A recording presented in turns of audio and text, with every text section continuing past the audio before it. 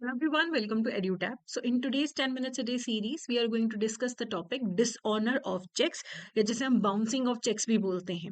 तो dishonour of checks के क्या यूजुअल रीजंस होते हैं कि पर्सन जिसने चेक इशू किया उसके अकाउंट में पैसे सफिशिएंट नहीं है या फिर अरेंजमेंट एक्सीड कर दिया, यानी कि मान लो मैंने बैंक से 1 लाख रुपए का ओवरड्राफ्ट फैसिलिटी ले रखा है, तो 1 लाख का अरेंजमेंट है और मैंने चेक 1 1.5 लाख का इशू कर दिया, तो ऑब्वियसली जो चेक है वो फिर डिसऑनर हो जाएगा. पेमेंट स्टॉप यानी कि स्टॉप पेमेंट इंस्ट्रक्शन लगा हुआ हो चेक इशू करने के बाद, चेक इशू करने वाले ने ही स्टॉप पेमेंट इंस्ट्रक्शन लगा दिया. सिग्नेचर और अकाउंट नंबर का मिसमैच हो जाए, अकाउंट नंबर मिसमैच हो, सिग्नेचर जो स्पेसिमेन है और जो आपने साइन किया है उसमें मिसमैच हो, या फिर कस्टमर ने चेक इशू करने के बाद अपना अकाउंट ही क्लोज कर दिया, जब तक प्रेजेंट हुआ चेक तब तक पता लगा कि अकाउंट ही क्लोज हो चुका था. ठीक है. आजकल क्या है, चेक ट्रंकेशन सिस्टम आ चुका है, सीटीएस ग्रिड बेस्ड क्लियरिंग है. तो इसमें क्या रीजंस हो सकते हैं एडिशनल एक चेक के डिसऑनर होने के?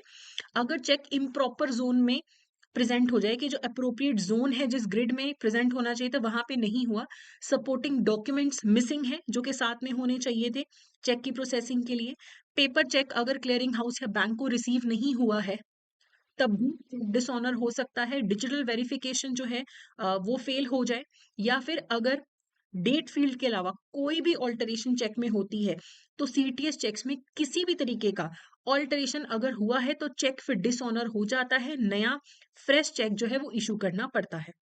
ठीक है. तो आरबीआई ने ना कुछ गाइडलाइंस जारी करी हैं रिटर्न या डिस्पैच ऑफ डिसऑनर्ड चेक्स को के लिए. तो आरबीआई ने गोइपोरिया कमेटी थी उसकी रिकमेंडेशंस को इम्प्लीमेंट किया है कि जो डिसऑनर्ड चेक्स होते हैं उन्हें promptly without delay in any case with in 24 hours उन्हें डिस्पैच करना है, कस्टमर को रिटर्न करना है कि आपका ये चेक डिसऑनर हो गया है.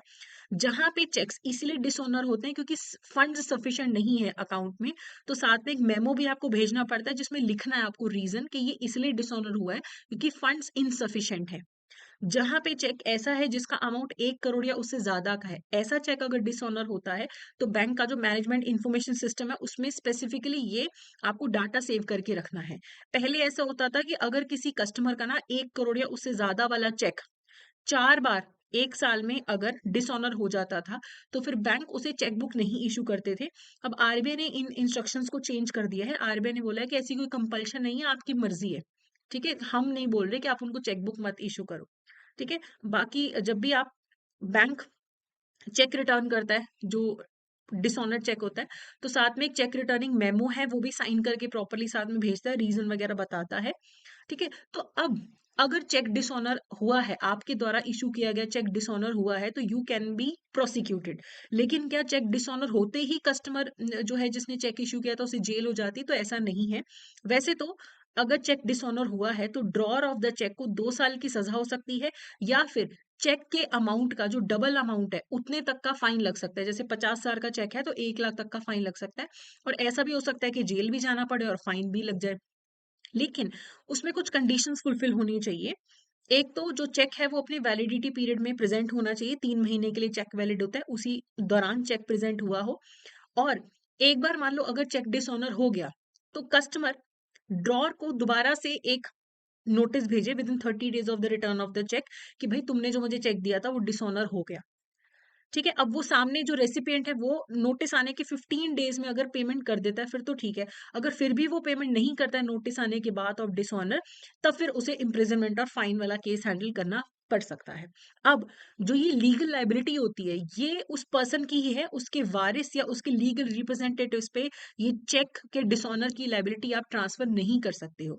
और जो 3 महीने का वैलिडिटी पीरियड होता है ना, उसमें जितनी बार चाहो चेक को प्रेजेंट किया जा सकता है. बार बार आप चेक प्रेजेंट कर दो तो बार बार डिसऑनर होने पे नया केस नहीं बनता. सेम चेक प्रेजेंट हो रहा है ना, तो हर बार नया लिमिटेशन पीरियड अराइज नहीं होता है, ना ही कोई fresh cause of action arise होता है. ओके.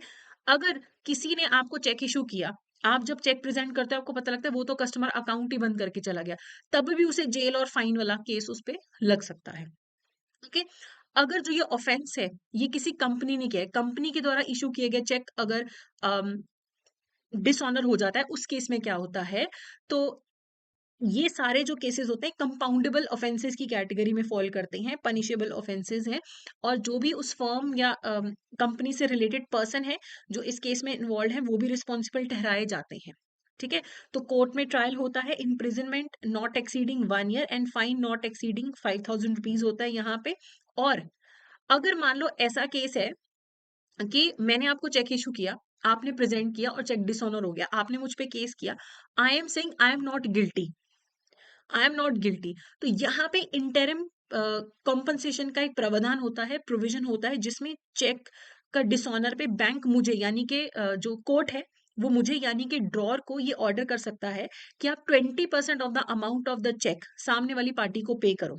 आपने मेरे पे केस कर दिया कि मैम आपने जो चेक इशू किया था वो डिसऑनर हो गया, मैंने बोला मेरी गलती नहीं है, स्टिल कोर्ट मुझे बोल सकता है कि केस तो लंबा चल रहा है, तब तक आप इंटरिम कॉम्पनसेशन पे करो, चेक के अमाउंट का 20% तक का बैंक को पे करने के लिए बोला जा सकता, कस्टमर को पे करने के लिए बोला जा सकता है। ठीक है। तो यहाँ पे वो 20% मैक्सिमम बोला जा सकता है, और जिसका पेमेंट विद इन 60 डेज होना।